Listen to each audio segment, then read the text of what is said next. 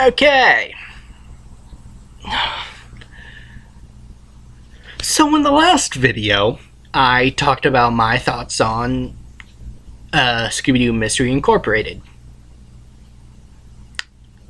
And then I talked about how, even though I liked it, I was confused because of the whole ending thing, how they technically rebooted the whole franchise, and yada yada yada. And that got me realizing something. The Scooby-Doo canon timeline is 50 shades of messed up.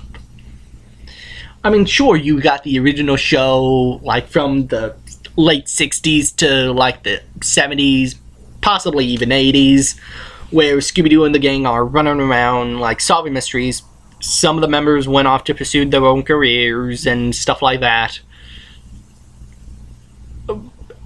And then you got the Mook animation movies, Zombie Island, Witch's Ghost, Alien Invaders, and Cyber Chase, where when the gang reunite after insert number of years here, the gang get back together to help Daphne with her show, and then they keep on solving mysteries after that. Even though Daphne's show is never brought up after Zombie Island, but okay. So, yeah. And then there was that. And then in Scooby-Doo Goes Hollywood, they show that the gang had already grown up, but they needed a dog, and they bought Scooby from a pet store as a puppy. Then there was a pup named Scooby-Doo, where it showed that they knew each other since they were, like, babies.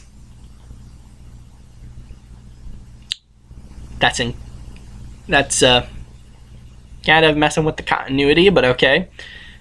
And in a previous video, I talked about the brief history of Scooby Snacks, and so, you know, the whole mystery begins. Not only how they all met, but also the whole fact of the whole creation of the Scooby Snacks thing. That's 2, 3 incoherent things. And then we get Shaggy and Scooby-Doo get a clue with the incoherency of the Scooby Snacks giving them different power-ups. And then we've got... my head is starting to hurt. Sorry. And then we got Scooby-Doo Mystery Incorporated with the whole rebooted timeline thing. And oh, why did I have to make this a video? Okay. So, there was an evil entity in Scooby-Doo Mystery Incorporated. The game destroyed it in the present, somehow destroying its influence throughout history, which doesn't make any sense, because in order to do that, you need to go back in time to do it.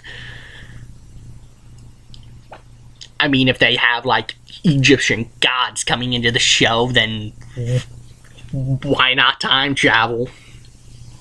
So, yeah, so they destroy the entity in the present and erase all the influence. Still doesn't make any sense, but I'm just going with it.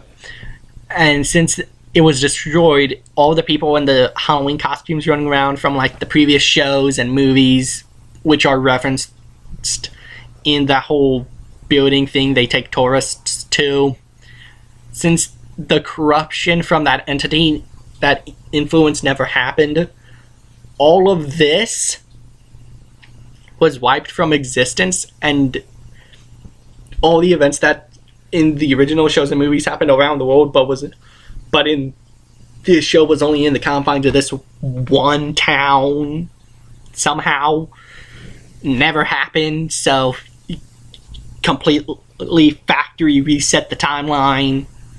They all had productive lives in this universe, but someone from a previous episode slipped the timeline with them, and he knows what they did, so he got them enrolled in the university from a previous episode, as well as Scooby, which still doesn't make any sense. Why would a dog need to go to the school? But okay, creative liberties. So they give and since the van exploded before the finale, and in this universe it's a plain white van, they give it the classic Mystery Machine paint job, get in it, and drive towards the school to solve every mystery along the way, resetting the whole Scooby-Doo timeline, because at the end of this episode, it's the only time throughout the entirety of the show where we hear the laugh track, which was basically almost all over in the original series. So, yeah. Think about that. With all this coherency, apparently, in this one timeline where all the monsters they've encountered, like Space Coop, Captain Cutler's ghost, the Lunar Ghost from the first live action movie, all of that never happened because they destroy this one entity in the present, which still doesn't make any sense, because in order for that to have a paradoxical effect, you would have to destroy it in the past. But what do I know? I've only dealt with time and space before. I mean nothing. I'm just a normal human. Anyway, so by destroying that, they rewrite history, even though they destroyed it in the present. That doesn't make any sense. But, yeah. I said... What? Go lay back down. No, my movie's I don't care. over. Go. No, my movie's over. Okay, go. Go play in your room. But I'm watching it. I don't care. Go. I will be there in a minute. Go.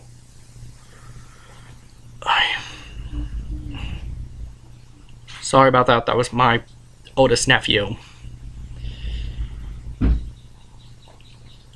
So, yeah. The Scooby-Doo has almost as continuity problems than Zelda.